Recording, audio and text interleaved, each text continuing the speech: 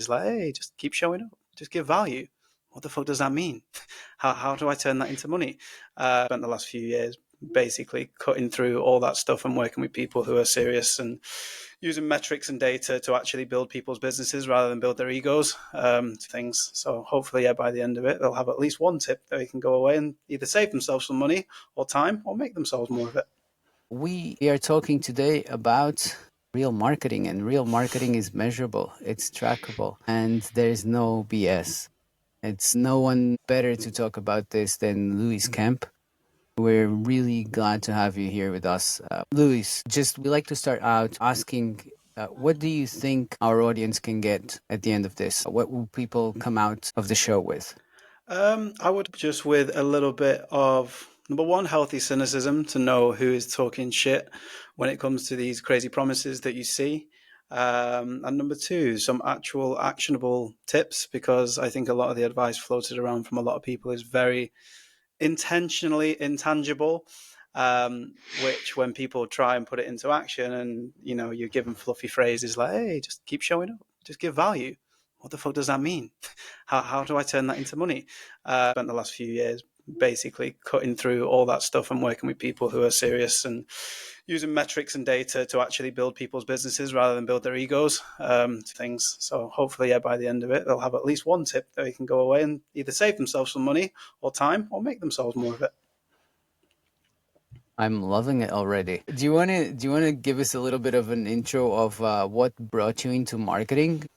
And specifically, when did you start using LinkedIn for your marketing efforts, and why? I think, like marketers, I ended up in marketing because I wasn't very good at sales. The door-to-door sales and kind of like cold calling and telesales and things like that. And I wasn't very good at it. And I'm very precious about being rejected, and I didn't like that. So I kind of firstly email marketing and then towards kind of digital marketing, around 6.5 years ago now. And I didn't really start using it until like a year into the business. So probably like 5 years ago now. Before that, I was just doing what everyone else was doing, which was going to face-to-face networking events, which, in case you haven't been to any in the UK, they're fucking horrendous. You're sat around in a room at 6 a.m. in a golf club paying £20 for a bacon sandwich to see the same 10 people, plumbers and you see every single week. I very quickly realized they were not the clients I wanted to work with, and they didn't have any money. It's usually just people that were a little bit lonely and wanted some companionship. I thought there must be another way here. So LinkedIn, the traditional networking platform. And then I logged onto it and I read a few posts and I thought, wow, what a horrendous place. Incredibly boring. So you try and do what other people tell you to do, and you're sharing your most recent blog post and you're like, hey, I'm so happy and humbled and pleased to announce that I want a client.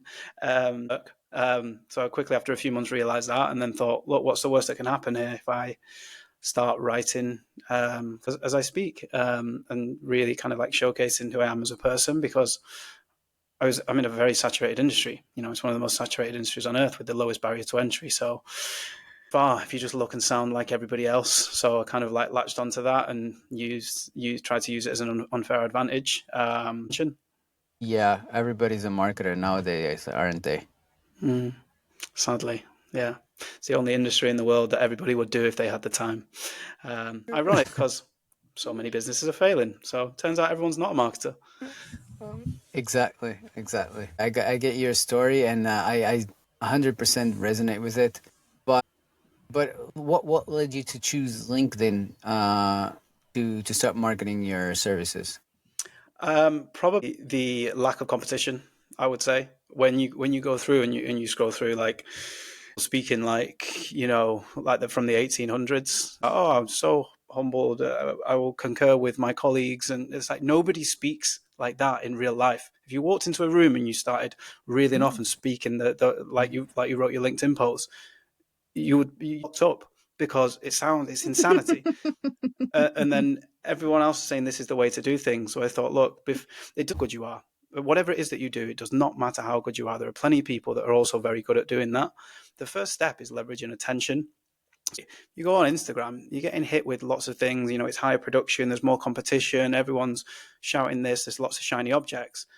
LinkedIn was a ghost town. Like it was, you didn't even have to be like super creative. You just had to speak like a human being, and you were automatically the front of people's minds, which is basically the start of any good inbound funnel. It's who do I remember? Who do I associate with that? Who's the loudest for who do I go to when fan?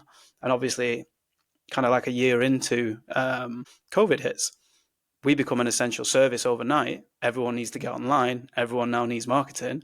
Well, who do you go to? Or the one that made you laugh, or I remember they did this funny post, or they did this that taught me that. So we quickly the first choice for a lot of people, leveraging that attention. So yeah, just like a competition. So you started around 2019. Mm-hmm. Yeah, yeah. But you have an entire agency. What services does your agency do? So The now whole. we've got three main pillars to it. We've got social side, the day-to-day management of the pages, community engagement, things like that, and content creation. We've got the paid ads, so paid social and paid search across Meta, LinkedIn, Pinterest, Google, Microsoft.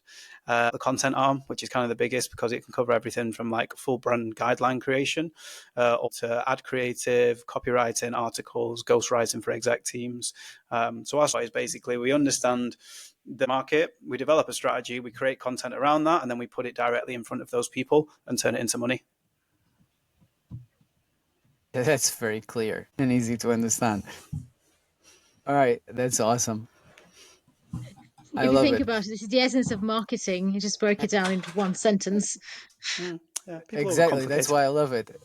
Yeah, and that's one of the most important things about marketing is being able to communicate it clearly, and you've done it just so easily. All right, so there's one myth that I see in the content creation space.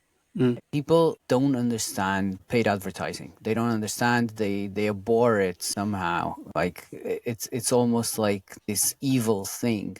What do you have to say about this? Like, is there something you can tell people like that will kind of pull these fears a little bit? I mean, do you remember the iOS updates when iOS 14 came out a couple of years ago? And everyone, for some strange reason, thought they were, there was a big privacy hoo-ha, and you've seen lots of changes with like Google and Meta because they were selling your data and things like that.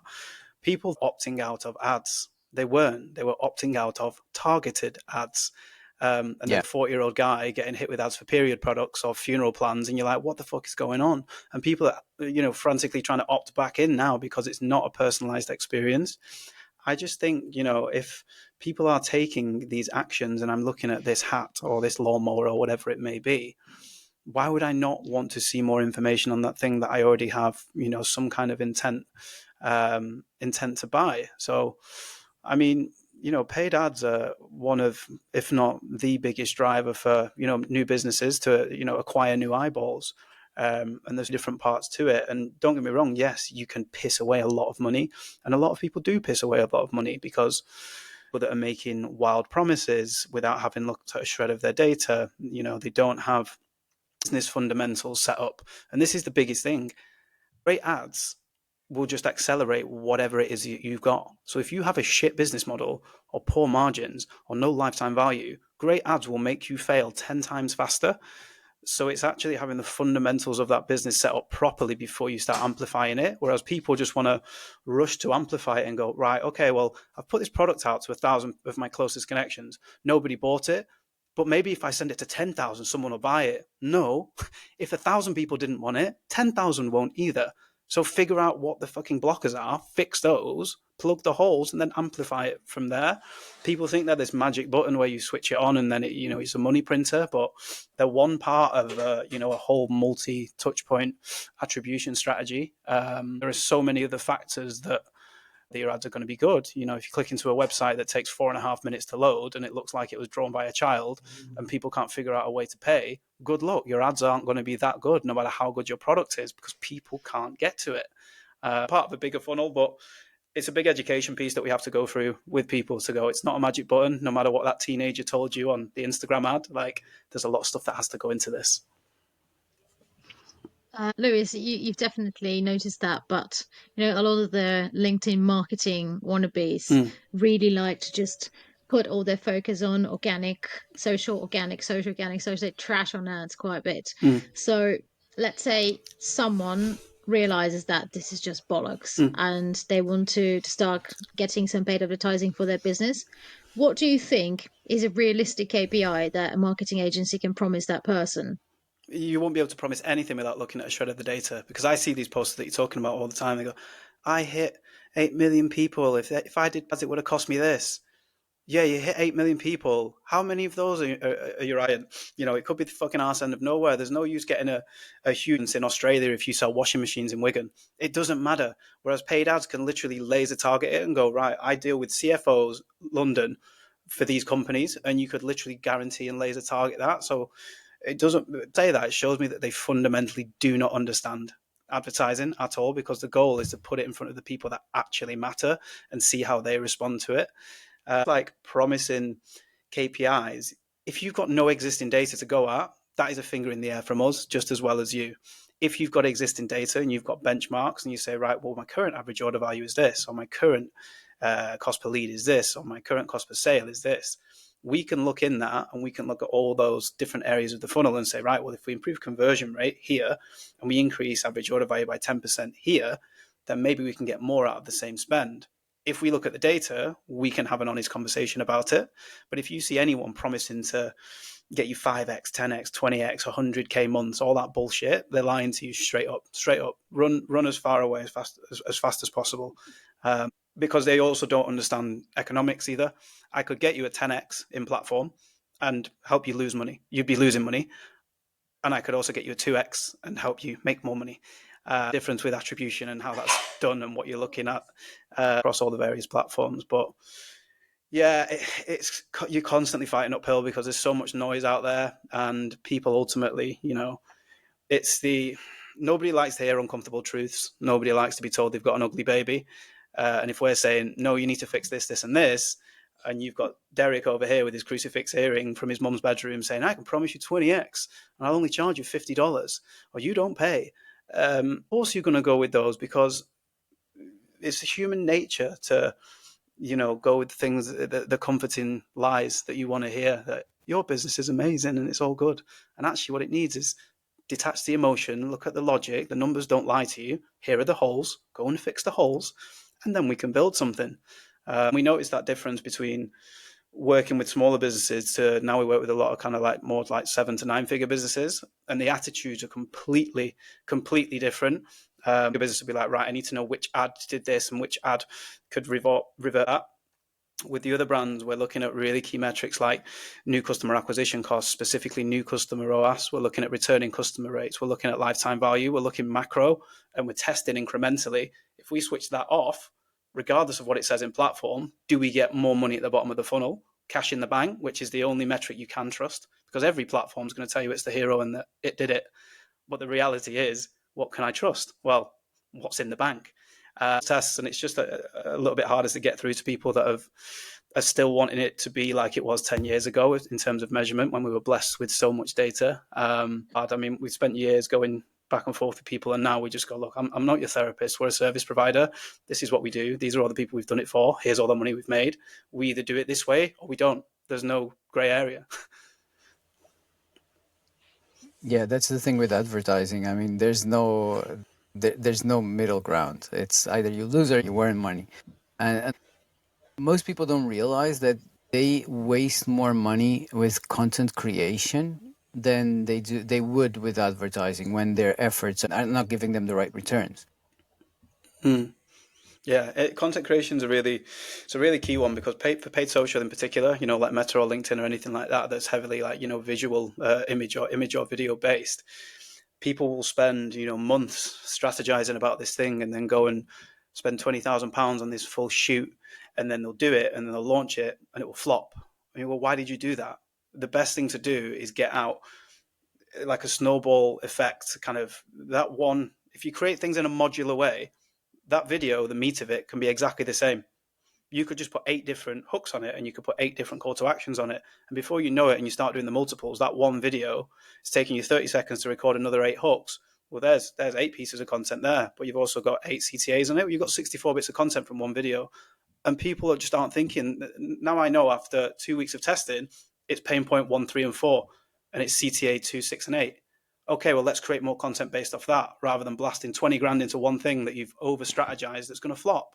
You have to move fast because the market isn't going to wait for you. People just kind of like, they like the mental masturbation of, let's plan this, it's going to be amazing. You spend so much money on it and then it falls on its arse. And I'm not going to take the criticism because you've not done something properly. We should be micro testing consistently. And the aren't are the ones that are falling behind at the moment that think, oh, this is the way to do it. We must stay on brand. We can't do this. We can't say that. You're not going to be here in 5 years. I guarantee you. Absolutely. How do you fit creativity into this? Because as marketers, we're completely data focused, but I know that there's a place for creativity, and that's basically where content creators are focused on. So, where do you find the balance between being creative and actually finding out what works and doing more of what works and like implementing data into creativity? Yeah, so it depends on the type of content that you're putting out. But let's say, for instance, you are running like video ads. So you can track metrics like the hook rate or, the thumb stop ratio. You can look at the average watch time on that video. And if all your information is from 10 seconds into that video, but people are only watching the first 3 seconds, that tells you that your hook is shit and you need a better hook to get people to that other stage. And once you know that they've watched 10 seconds, well, they've got all the key information. If they're still not clicking through, it's not a good enough offer. Or if actually the hook rate's good and they've watched it all and they've clicked through and they've not converted, you've got a problem on your landing page. The beauty of marketing is it will tell you at each stage of the funnel what is weak when it tells you. You can't override it. Your customers are telling you what they want to see. It doesn't matter what you want them to want. Your customers will tell you the thing that's on brand for every business, that should be on brand for every business, is making money. And so many times I see people let their own ego or emotion get in the way and go, no, it needs to be like this. But 8 people are telling you that it needs to be like this because that's what they want. And that's where you have to make the decision whether you want a business or you want a hobby, because we can only help with this one. If you want an expensive hobby to piss money away, have at it. But it's not something we want to be involved in because we make our money from making you money. Yeah, it's just like trading. If you can't get your emotions away from it, then you're going to lose money. That's for sure. All right, you continue being creative within those barriers and that space, right? So that's how I look at it personally. I know this is the direction I need to go, and that's where I can be creative within those boundaries. The thing is with the consistent testing, like, what is the worst thing that can happen? Like someone sees it and doesn't click, or someone, you post something and no one sees it. You've lost absolutely nothing. But it's very important to find out what doesn't work. It's just as important to find out what doesn't work as it is what does work. And it's much better to find that out at an early stage when you're spending 5K a month rather than when you're spending 500K a month. Because human beings are, incredibly predictable creatures. We all have the same wants and desires and needs. And once we work out what those things are and we can reverse engineer it, we can really adapt that journey, whether that's, pre-click on the ad side or post-click on the landing page side. Usually we'll always tell you. And if you're not feeling, that creative spark, for instance, you've got ad libraries for, TikTok or Google or Meta that are all completely free. You can stalk what other competitors are doing, for instance. You can look at ad creative and inspo like that. And you can, one of the best things I advise people to do as well, go and look at the bad reviews for your closest competitors and make your USPs the opposite to them. So if you say, oh, these guys, the customer service is shit, or the delivery's too long, or is it whatever it is, you go, right, well, we flip that on its head and we do it this. And it's an easy way to get market share. And the customers are literally telling you what they want and what they don't want. So if you adapt your offer into that, you will take market share from those people. Yeah, Amazon's your best friend. There's so many things that can be researched on Amazon.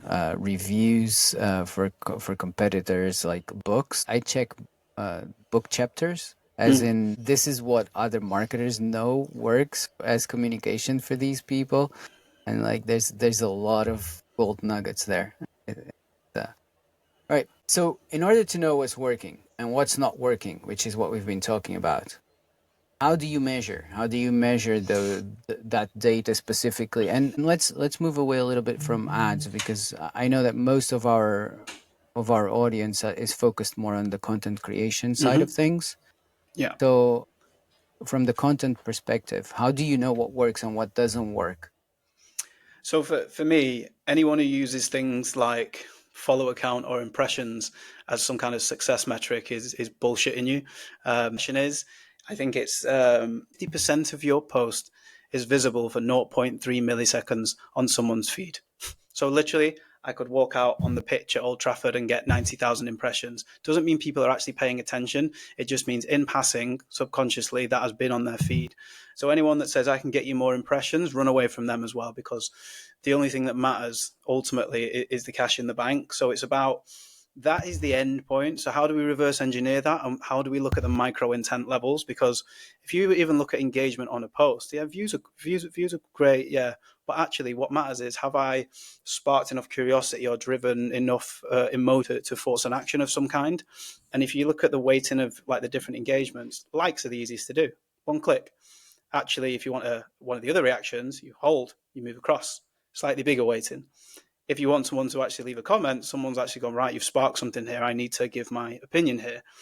And the golden goose is kind of, the reposts or shares. Other people need to see this. I'm willing to put this out to my audience. So you can look at all the engagement weightings of those people.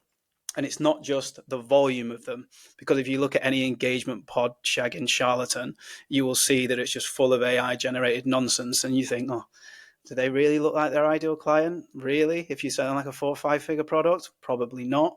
I'd always look at engagement rate, but also the relevance of the people that are engaging as the first thing, because that'll tell you if your content is hooking enough people in to read more, and also driving an emotion to actually drive an action or a comment. And then the next logical thing as a micro intent is profile views. Well, okay, they've seen my headline or they've seen my comment on someone's post or whatever it may be. What's the next logical step? I'm going to do my due diligence and check this person out. So look at your profile views, track those. For the people that are landing, are they the right people? Because if lots of the right people are landing on your profile and you're not getting any calls booked in, and all the CTAs you've got in your featured section there, they're not being hit, no one's signing up to your newsletter, guess what? Your profile's shit. It's not got a strong enough hook because your ICP are landing on there and they're not doing anything about it. So that's another micro intent level to get people off there. And the ultimate goal is to get people off social anyway, because you don't own that data yet. Get them into your mailing list, get them onto your site where there's a pixel and you can start doing some retargeting. So hung up on, I just want random followers, plugged enough as a kid, or I just want these impressions, and look, and it doesn't have any impact. And any sensible or credible marketer knows the real value happens off the platform. This is so good that before we move away from it, I just want to highlight some of what you just said. First of all, impressions don't mean anything, because an impression is just something that was shown on someone's feed for, you said 0.9 seconds or something. 0. Yeah, I think 5, it's like 300 milliseconds or something like that. All right.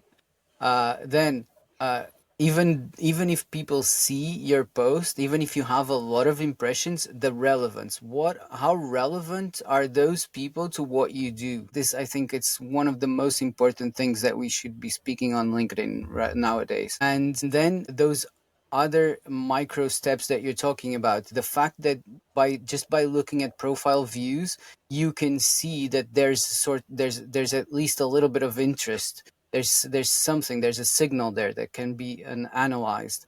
And then the last step, so important, the final objective is always moving someone away from LinkedIn, not to stay on LinkedIn. Exactly. So do you want to add something there? I was going to say about like virality as well, because virality is pushed as this like thing, and I understand it for people that, if you're chasing like online fame and stuff, you probably need therapy more than like content strategies. The very nature of it and the way algorithms work, if you're putting it out to all these people, and like you say, if you've got a niche service that you sell in a certain area of the UK and then suddenly it blows up in Australia and no one can buy from you in Australia, but lots of Australian people comment, guess what happens the next time you post? It'll send it to all those Australian people that commented, because the algorithm thinks you're best friends now. And it gets harder and harder for you to reach the people that actually matter to you. And the more and more that dilutes consistently, that's when you start, you can someone's credibility by the quality of their comment section. I sell this, and all these people are like, oh, great insights, rocket emoji, chat GPT, this, that, and the other. You go, this person is absolutely fucks their content strategy up completely, to resort to, engagement pods and things like that to try and to try and fudge the system to convince people that they're credible when they're not. A little bit sinister because they try and do the same thing, which is get people off site as well. But the reason they do it is because it's likely to be called out if you're emailing lies to people than if you're posting lies publicly, where people who know what they're doing can call you out on it. In an email chain, if you've got 100 naive people and you say, oh God, I could make you 100K a month if you just buy my course, there's no one there to save them. So I try and make a point of calling out the bullshitters when I see people making wild comments and claims around copy or marketing or advertising. It's back, annoyingly, revenue-based data, and then everyone goes quiet. So it's one of those things. Lewis, I want to challenge you a little bit on the virality thing, because there is a viral post and there is a viral post. So I know exactly how to go viral on LinkedIn right now.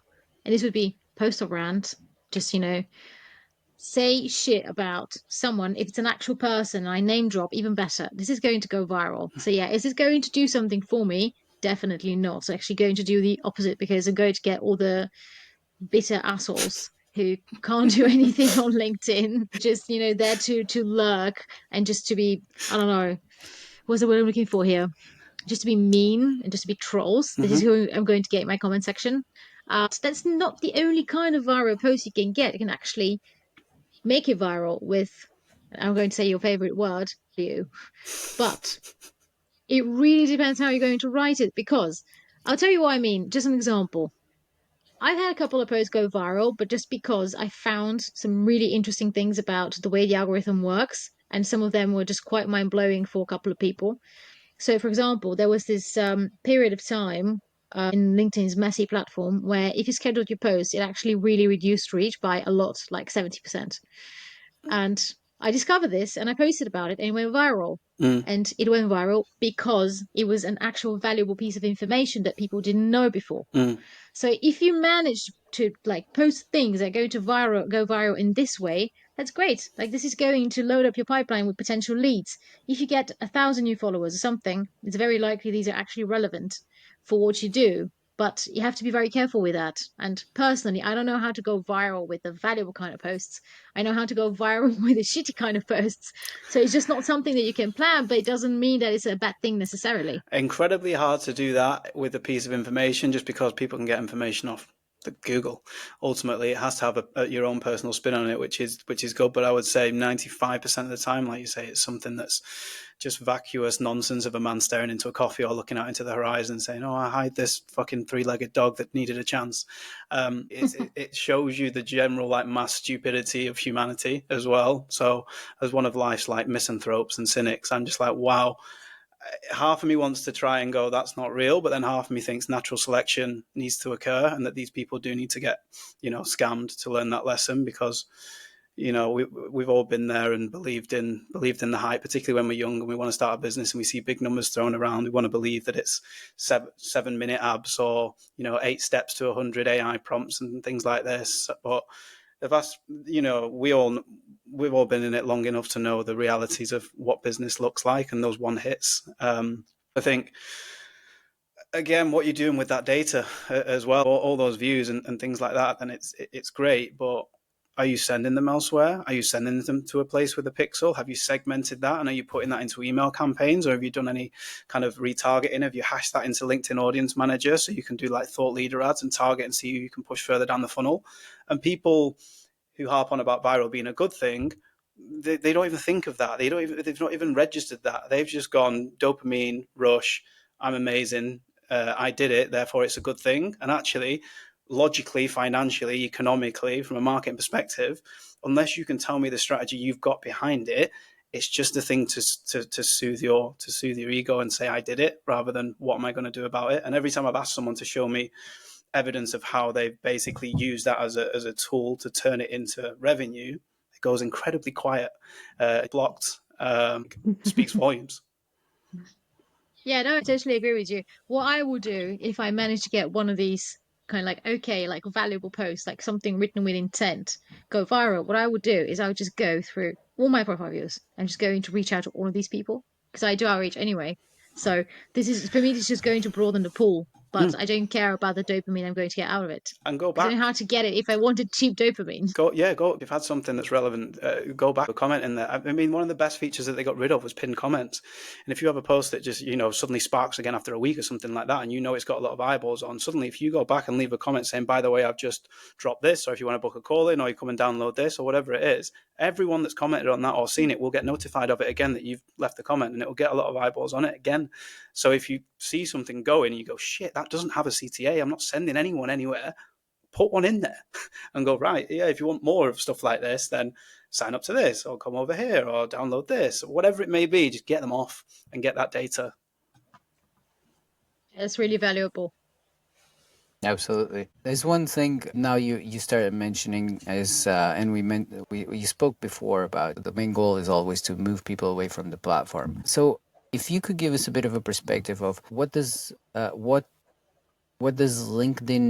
how does LinkedIn fit into your marketing strategy, into your marketing funnel, and what do you do with people from LinkedIn? Where do you send them? I'm guessing obviously an email list, but like, how does that look like for you? Yeah, so to be honest, we've been 100% inbound for like the last, since we started, really, since we started taking it seriously like 5 years ago. So we've never done any cold outreach. We've never even done any kind of ads for ourselves. So under the premise that I know it takes time to get to that stage, and it took a lot of strategy to build that reputation, stay around for long enough. And I think I got my first client like 6 into being on LinkedIn, and then from there it's kind of hockey stick that didn't stop. So for me, it was at the start sending them to the website or the mailing list, but then I realized very quickly that that's quite a big jump, because they've got to land on the website and it's got to load, then they've got to read it, and then if the dog runs in or the kids run in, they get distracted or whatever. Actually, cool, let's bring that a little bit further forward. So if you look at the featured section now, TA's in there onto it. For instance, for a consultancy call, you get asked to kind of pick your brain. Well, yeah, there's a thing now called Borrow My Brain, where you can book in an hour's consultancy straight away from there. Or if you want to go in and enroll at the University of Creative Idiots, you can go in and it'll send you elsewhere, so you can go and enroll there. Or if you want to go and see our case studies, it'll take you directly there. So bringing that navigation in to go, what is it that you actually want for which element of the business, and then send them elsewhere. So we do get, I'll get DMs on LinkedIn, which is, fine. We'll also get contact forms on the website, which is fine. People will just book in directly for like paid consultancy, which is cool. Referrals as well is a huge thing. And one of the most overlooked things of content marketing in general is when people trap themselves in their bubble, just talking about marketing, which engages other marketers, or accountancy, which engages other accountants. And this is where the importance of that top funnel stuff really comes in, dealing with like universally relatable topics. Because yes, that person, finance director John, might not be my ideal client, but if he likes me or laughs at the post and things like that, and then someone in John's network says, hey, anyone know a really shit hot marketing company? He's going to go, oh, front end, I wasn't the client, but I've now got a team of unofficial BDMs that will go, you need to use these guys. And why do they say that? Because one, we produce relatable content that hopefully makes them feel good. And two, we consistently post about the results that we get. So there's no getting away from the fact, because you don't want to be that guy that refers somebody and then they turn out to be horrendous. Nobody wants to be that person. No, absolutely not. So you're only going to refer people that obviously share results really frequently. So I think a lot of people just get so trapped in talking to their peers that they completely neglect that every single industry out there, you could get people to like you, relate to you, and refer you. So we get a lot of referrals from existing clients and people that have never worked with us at all, or ever even liked or commented on a post, but they just say, oh, Dave said, and I was like, great, who's Dave? I owe him a drink. Can't see, because we talk about a lot of the stuff that you can measure, but that's the stuff that you can't see. That's like the beauty of inbound, where if you get it right, it's kind of, you never have to worry about clients again, because that pipeline just continues to feed. Yeah, I'm 100% with you on that. I want to talk about your University of Creative Idiots, but before we do so, there's something that I know that is very dear to you as well. And if you want to give a bit of a guideline of how to spot a LinkedIn scammer. Yeah, I think it's the data points. I think giving the vacuous kind of tips popular now. Personal brand thing has just been kind of like muddied a little bit, because it's become people that many of these people don't even have businesses or haven't even got them registered, but they just want to look like they are a business owner without actually having to do the hard yards. So it's, staring into the coffee cup, pretending to be on the phone and walking. And I just think, like, if you spent less time doing that and more time actually trying to make a sale, very different scenario. So you'll see a lot of people use engagement pods and stuff to feign authority, and the problem with that is it's because the mass population, they equate like volume and popularity to credibility, and actually they're incredibly far apart. Most of the most credible people I know aren't even on social media, let alone millions of followers and posting just random shit like stay consistent, give value, keep showing up, without actually giving me any tangible advice. And what I would say is, I don't know, maybe I'm old fashioned now, but before it used to be that you do your time in the trenches and then turn into, then you could start teaching. Now people just flip straight into teaching, and you haven't actually seen any of these strategies they're selling you in the wild for anyone but themselves. So it becomes people, I'm selling hope to you, and you're selling hope to the next person, and you're selling hope to the next person. And I now coach coaches how to coach coaches how to coach coaches. And there's no actual product at the end of it, because the product is you. And the reason you make your money, the method of making your money, is just selling that hope to the next person until they realize that they can only make money from selling it to the next person. And then that is how the Very pyramid similar builds. to a pyramid scheme. Yeah. Yeah. It's a full-on pyramid scheme, Yeah. definitely. Yeah. I just think Yeah. ask to see results in the wild, ask to see revenue-based data. If they start talking about impressions or follower count or anything like that, then that's a pretty good sign that and that there's no actual substance between what you're buying. Lewis, it's actually very interesting you bring this up. Also in conjunction to the question that Fran wanted to ask you about the University of Creative Idiots. My question before we go into that is, I know there's a very fine line between trying to start out and turning into a scammer and trying to teach before you've actually learned it yourself. So would your advice be to someone they've got an idea, they know it will work out? For example, I've got a client who is an audio engineer, Mm-hmm. and what he wants to do, where he knows that he can bring value, is um, edit people's podcasts, audiobooks, and stuff like that. So he's got no social proof. He's actually got the diploma that he can do that. He's an audio engineer. But how exactly does this person start out their own thing? Like this kind of like hustle. How does they start out without actually being a scammer? They don't have any social proof. So how does it work? Well, it's chicken and egg, isn't it, with stuff like that? And I think if you can be proactive enough to kind of create your own portfolio, because it's case actually have to be for a client. If you did your own podcast, fake podcast or something like that, and you're showing the actual intricacies of, number one, what the end product is, but number two, the most important bit for me, which I love for people that are creative and doing things like that, is showing me the process. So when I watch someone, if they just go, oh, I make pretty logos, if I see a time sped up thing of how they actually go into making that pretty logo, number one, that's social proof. Number two, it's dwell time. Number three, it's a justification of the price that you're going to charge. So you're kind of pre-qualifying those people out on that level. And I think when you're starting out, something I did personally is you're always going to be undercharging and over delivering in the initial stages. That we're in the era of TikTok telling you, triple your prices, hun. You deserve it, and you're like, no, you don't yet, because you haven't proven anything. So what I used to do is go in and be like, look, whatever SME it's going to be, my normal rate is this, but I know you're taking a risk on me, so I'm willing to do it for this. But if we hit targets that we're going to set and agree on now, then we move back up to this. So we're mitigating the risk. I'm still getting paid and not having to do stuff for free. They still think they're getting a deal. It's in both our best interest for us to hit targets. And if it works, they usually stay with you for a longer time. So I think it's just being honest about the situation, because the honesty is the thing that people are missing at the moment. If you're going in there going, I am this guru and I do this and I do that, and then it falls on your ass, like, people forget that your reputation takes years to build and it can be lost in seconds. And if you're out there promising the world to people, people talk, it gets around very, very quickly, and you very, very quickly will get kind of blackballed or end up with the worst clients that nobody else wants. Just got to go in there and just be super honest about where you are. But it's the framing of the deal where everyone feels like they're getting something out of it.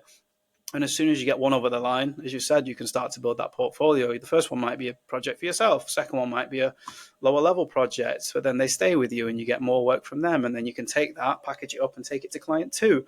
And then you get a case study from them. And then literally from there, it just gets easier and easier because the case studies get better and better. And the people retention is where the money's made. If you can retain that client whilst getting new ones on, that's how you build a business. Yeah, this is amazing advice. I mean, I know a lot of people are really trying to do that. And also, what you said about reputation, you're basically completely fucking yourself up if the very first client you work with gives you a bad review and they give you a negative testimonial to like 10 other people. Because I freaking hate Hormozy for so many reasons, but he does say some correct things every now and then. And he said, you only really see the positive reviews and the positive testimonials you get, like someone refers you and stuff, but you never hear about the negative testimonials. You have no idea how many people are just there somewhere shitting behind your back and just telling everyone don't work with that person because they're just not going to deliver. And you just have to be very mindful of that. It does. It happens. And I think, like you say, being aligned with certain people, like it has an impact. That's why I try and, like, if I ever see like any like pod comments or anything like that on any of my stuff, I get rid of it as soon as possible. One, because I don't want anyone thinking I'm affiliated with that, because people have turned down not work with people just because you think that is not the crowd for me. But number two, because I don't want that dilution of audience, because if one person comes in, then it brings a load of other AI comments in, and before you know it, you've got 50 people saying great insights and repeating the post back to you and tagging your name. And whilst it looks good on the outside, actually it's not making any money. And progressively and incrementally, it just makes it harder and harder for you to do your job. And then you get to that stage where you realize, I can't reach those people anymore. So what do? I package it up into a Canva thing, and we say, hey, do you want to get results like mine, despite no results existing? And you sell it to the next fish that comes along, and then they go through the same pain that you do. I think it's important to just enjoy the pain of building slowly. All the best things are built slowly. There is no hack. There is no quick fix. Anyone who there is lying. People don't tell you how wealthy they are unless they're trying to sell you something. Really happy people don't post how happy they are on the internet every single week because there is no need to. So a healthy dose of cynicism will save you hundreds of thousands of pounds over your career. Who they are, listen to them.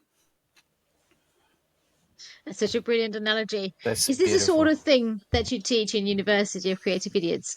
Yeah, I think it's best with the kind of, the do. I need to churn out this and churn out that. And actually, what's being really underappreciated is the creative process. It's horrible, the creative process, but we've all agonized over making that fucking 6-word sentence. But when it comes out, it's great.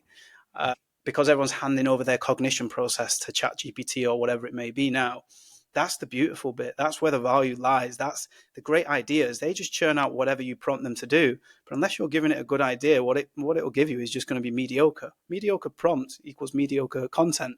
So before you start just jumping into being a copywriter or running ads, you need to start thinking like a marketer as well. And to do that, you need to be out and listening to people. Like, if you're ever feeling uninspired, just go and stand in the city centre or get on public transport, because people say mad shit and you're just like, wow, humans are so odd. We all think that we're the normal ones in our own life, but it inspires you to just think like, oh, that annoyed me, or oh, maybe people need to know about that, or maybe they're having this problem. To be a good marketer is to be an empath, yourself in that person's shoes and go, right, whatever piece of content I do, we have the so what test internally. If I read it and I go, so what, we get rid of it, because indifference is the enemy. And the worst reaction someone can have to a piece of your content isn't hating it. It's meh, keep scrolling. You need to understand before you put that content or that ad out. Am I trying to make people angry, jealous, happy, inspired? Am I trying to entertain them and make them laugh? And you can play around with all those different emotions, positive and negative, to figure out what gets you the biggest impact or drives the most traffic or the most relevant traffic to whatever it is that you're selling. People are just so focused on, I just need an AI prompt to get out 300 posts in 1 minute.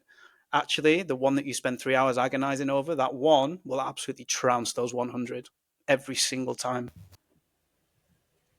You said Yeah, something absolutely. so important. The worst thing people can do about a piece of content of yours, or everything about your marketing efforts, is not hate it. It's actually ignoring it. And there's a very good example, like that is built one of the most profitable companies, if not the most profitable company in Europe in the last 30 years, which is Ryanair.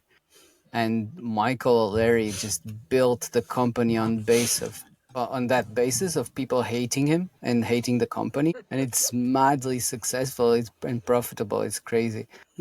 Yeah, the finances tell the truth, and you might get people whinging online thinking they're having some kind of impact on the bottom line of Ryanair. They're not. I want you to react that way. Like, you're doing exactly what I want you to do. If you weren't reacting at all, that would do a lot more damage. But yeah, please complain about your window seat. Please tweet it out. Please let it go viral, because that's just got me 20 more bookings for my next flight to Benidorm.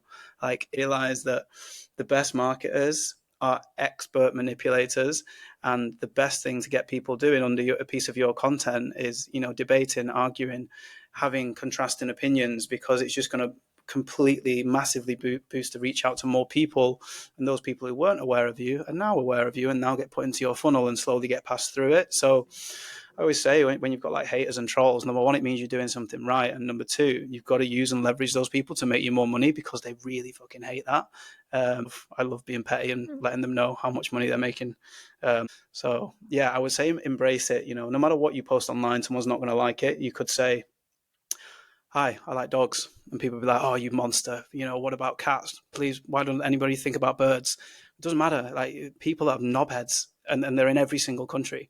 Directly to the people that matter to you, and ultimately just try and prod the trolls so that they keep coming back, because they've got nothing else better to do. They're in their mum's basement playing, Warhammer, Dungeons and Dragons. And if I can ruin their day and get them to leave 10 comments that pushes me out into thousands more feeds, I'm the one that's winning there. Yeah, and those hate comments are the proof that you're doing something right. Yeah, exactly. I've done something right to drive enough of an emotion to get a reaction, which is the goal, ultimately. Yeah. Do you want to talk a bit more about the University of Creative Idiots? We still don't have an idea exactly of what you do with it and how you help people there. Yeah. So ultimately, we've me and my business partner Dan hired like people that have had marketing degrees before. What goes on with marketing degrees, and yeah, you can learn a lot in theory, but when it comes down to actually actionable stuff, people tend to panic, and it doesn't matter how many qualifications you have, how many letters are after your name. When it comes down to actually producing results, close to useless. It's not to say that the teaching is bad. Theoretical knowledge is good. It's very important to have. But ultimately, if you're learning about something in semester one and year one of university, Facebook's already changed the platform. The algorithms changed. There's a whole new ad fund now. Like, it changes so fast that there is no possible way you could sit and learn something for 3 years and it still be relevant by the end of it. So, and also, people are paying for getting 40, 50,000 pounds in debt now to come out and can barely get a job in a supermarket. So we were like, right, we're going to use all the practical advice we've got from the campaigns we have run and are still running, for actual real clients that actually spend money, sit into an online community, share, get feedback on their content, access a creative hive mind. We can put information in there about shit payers, so that, young marketers don't get their pants down by businesses that aren't going to pay them. We invite in guest lecturers, with them, who can share their journeys and how they got to where they are, what they did with their marketing. And then Dan and I record a variety of kind of bite-sized mini lessons, like 10, 15 minutes across a variety of topics like AI or copywriting or ads or whatever it may be. So it's like an online hub where you can have a full hive mind. Doesn't matter if you're a student, a recent graduate, or a business that can't afford to hire a marketing agency. You can get in there and find out what's actually working right now, bounce ideas off people, have a safe space that's not like LinkedIn where you could get banned for swearing or having a bit of humor. Place where we can share things and hopefully help people improve their content, make more money, and not be 50 grand in debt at the end of it.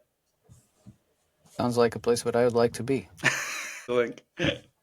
Thanks, man. All right, that's good. I think we've covered most of what we wanted to cover. But if you want to quickly mention how to build an inbound lead pipeline, what your process is, because you mentioned that all your leads are 100% inbound. Yeah.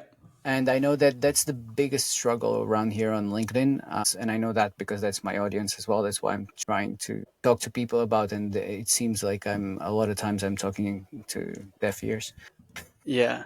For me, with any type of funnel like that, I think that the best place to start is start at the end and you work backwards. So first and foremost, you need to understand who you're targeting here. What do you want the ultimate goal to be? What kind of subset are you targeting? If you think your audience is, men 30 to 60, you don't know your target market at all. You should have an in-depth knowledge of these people, where they spend their time, what their pain points are. And pain points are something that people get wrong as well. So you go, oh, you want more time, you want more leads. That's a surface level pain point. What happens if you don't get more time? What happens if you don't get more leads? That's when, if you keep asking why, you'll eventually end up at what the real pain point is, which is what's going to help you flip that content to the top funnel and attract those people with those real life situations, because everyone just sounds the same. So I would say a deep knowledge of your target market first. Where are we sending these people? Is it Calendly book a call? Is it download this? Is it come and buy my products? Whatever it is, make sure that looks good, loads fast, and I can buy or sign up within 3 clicks. If it's longer than that, it's too long. People don't owe you anything. They don't know you yet. Make it easy. And then from there, that's when you can look at the content strategy. And I think splitting that up itself into a funnel is really important. A lot of people just jump in at mid bottom funnel. I'm amazing. I'm great at marketing. Cool. I don't know you. I don't care about you. I have literally no emotional connection. Whereas the top funnel stuff, universally relatable topics, you could talk about parenting or education or bad bosses or entrepreneurship or being a woman in business or whatever it is that you've got that you can about with confidence, that's going to resonate across every single that's a really, really important thing, to nail down your content pillars, because attention is the first thing you need to get. And this is the great caveat at the moment. Like, a lot of the people that are kind of grifters, they're amazing at getting attention, but they can't deliver. And the great irony is a lot of the real great people really struggle to get attention, but actually they're amazing at what they do. And I think Yeah. I would love to see these Absolutely. people. I would love to see these people get elevated. I would love to see these people get elevated so they can actually show what they can do. Funnily supposed to basically get awareness, get eyeballs on you. And then it's the job of your content. So as you pull that net back in, you need to pre-qualify, you need to disqualify. And then when you get to the mid funnel, you can start talking about, here's a story about Dave. And Dave came to us when he was A, and then we took him to B by doing C. And then people are seeing the social proof, and you're saying, oh, but we don't work with these people, or people who ask these. We do it all the time with like daft questions people ask us to scare them off. If someone comes to us with like a £50 budget telling me they're going to be the Uber of the next blah, blah, blah. And I'm like, okay, you're fucking dreaming. Just don't bother calling. Pre-qualify through your content, social proof in the mid funnel, and then understand that you are trying to send them to whatever destination that we've just discussed before. You'll always be able to see where the holes are in that as well, as we've just discussed, with the micro intent levels. Is the top funnel engaging enough people? If not, work on the hooks, work on the topics, traffic to the site or the destination or whatever it may be. The hook, the offer's not strong enough, or the landing page experience might be poor. Pinpoint by looking at those soft metrics where you need to plug those holes, I would say. Absolutely. People don't pay attention a lot to those soft metrics, and they don't identify very well, or they struggle to identify where they're failing. And I see this so often. But yeah, I guess, the marketing experience helps there as well. You've seen it so many times. And going back to the fundamentals, like what the marketing fundamentals even before the internet, and then when you actually see yourself in the digital world, you see actually everything is so trackable and so easy to see, and it's like a map. Everything is right there. All right, we have a question from Nicole, and this was in the beginning when you were talking about advertising. What sort of fundamentals do you need to have to set set up to start? To start with ads. So first and foremost, the thing with ads is you need a product market fit straight away. Unless you've got very, very deep pockets that's going to allow you to test, I would say you need to have developed some organic sales, not just to prove concept, but also to show you what that funnel looks like and get your benchmark like performance statistics. Okay, well, these are our popular products that everyone's going to. Our average website conversion rate is this. Our current average order value is this. So I would say you need to have as much data as possible, because it's going to make the ads less expensive when you do start them. So before you even start ads and you're thinking about doing it organically, make sure that your site is covered in pixels. If you plan to do LinkedIn, put a LinkedIn Insight tag on there. Make sure GA4 is on there. Put Microsoft Clarity on there as well. It's completely free. Screen recording tool. It'll tell you how people are using your website. Put Facebook Meta, put a Meta Manager Meta there. Put Google Ads pixels on there. You might not need them now, but when you're doing this first 90-day sprint of testing if people want your products, if you make 1,000 sales and then we come with ads and you haven't tracked any of those sales, it's going to be very expensive to build that data bank. Ads thrive on data, first party data if you've got it, because otherwise then you kind of put your hands in the, you're in the lap of the gods with the algorithm on trust it to find the people. So I would say, yeah, product market fit is a good one. Of target market is, as we've just said there about pain points, really dive into the pain points. Why is that a pain point for them? What happens if they don't get it? What does their life look like if they don't achieve this? Because that's the thing that you can use in the ad creative. Because the ad creative, if you're talking paid social, don't try and sell the whole thing. If it's top funnel, I'm not there looking for your product. I'm on there looking at food, videos of puppies, random shit. You're interrupting my day and you've got 2 seconds to tell me why I should watch the next 8. And if you've got something relatable that stops my scroll and grabs me by the scruff of the, I'm going to commit and watch the next 8 seconds of that video and potentially click to your site. I would say, yeah, understanding the pain points is going to really, really help you from a creative strategy point of view. And from there, it's consistent testing, in-platform metrics versus post-click metrics. Understand where the holes are. You cannot outspend a poor post-click experience, a poor website, or a poor product or a poor service. Like, ads can acquire you a new customer all day long. The real money is in lifetime value. We might break even getting you through the door the first time, but you buy a product on a recurring subscription every single month for at least 18 months. Therefore, cost us 50 quid to get you. You're now worth 1,500 quid. Thinking macro like that rather than thinking micro is what allows brands to scale. Yeah, lifetime value is so important. Yeah. And you mentioned pixels there. I just want to decode there for those who don't know what pixels are. It's just a piece of code that you install on your website that basically then will feed the platform where you're going to run the ads information about your website visitors. So basically, you can start running your ads to those people who are not 100% cold. They know something about you. They've visited your website, and then you can reassess from there. Luis, this has been an atomic bomb of information. I think it was amazing. I think people are gonna, if they want to get the most out of it, they need to watch it at least 3 times. Really, really appreciate everything you shared here. Claudia is asking a question just now, so maybe we can address it really quick. What's your take on personal storytelling for awareness? Massive. Yeah, massive. The thing unique is we were literally recording a podcast with Leah Turner the other day, who's obviously queen of LinkedIn. And actually what she found and what she's found from training people and what we found from training people is that it's usually the things that you're self-censoring, the things that you don't want to say, the things that make you stand out that you think is a bad thing are actually your most valuable tools to stand out. Storytelling is massive. And I think it goes into all stages of the funnel as well, because with a piece of content, and if I'm reading it as a reader, I either care about me, because we're all selfish, or I care about you. If you start telling me a story about some random guy, Dave, that I've got no emotional attachment with, I'm just going to scroll on by.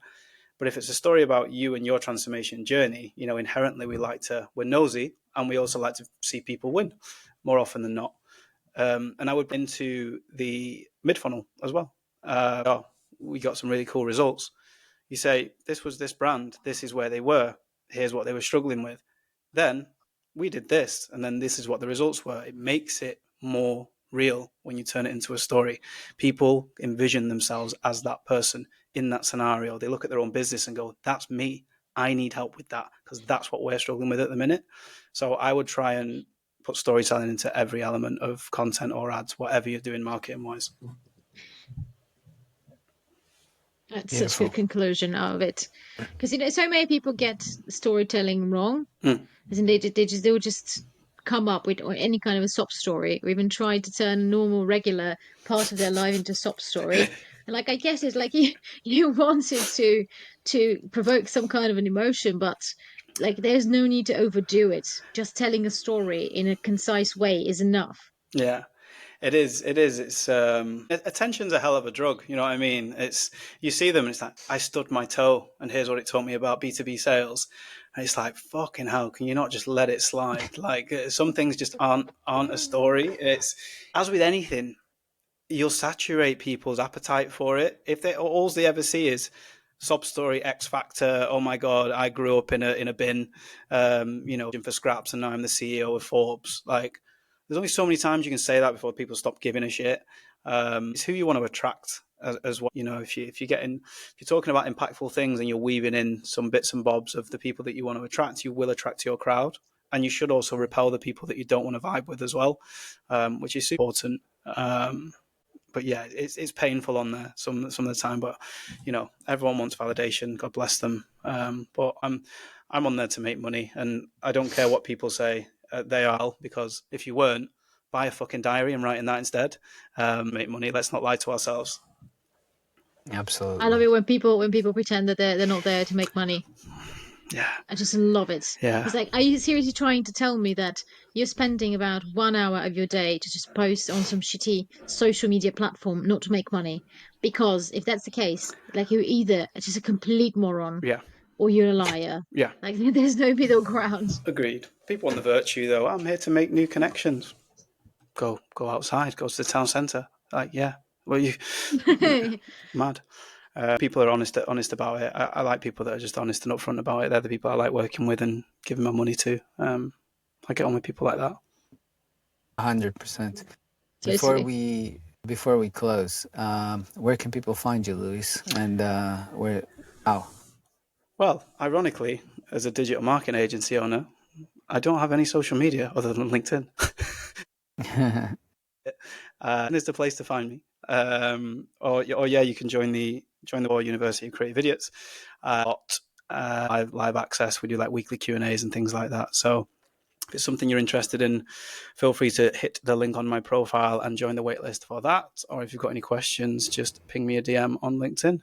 I think, yeah, I don't think I'm anywhere else other than probably on wanted posters or something, maybe.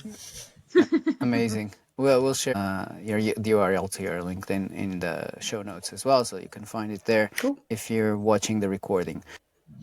Thank you so much once again, Lewis. This was fantastic, absolutely amazing. And see you all next week. Thank you for having me, guys. Yeah, thank you, Lewis. Thanks, everyone, for joining.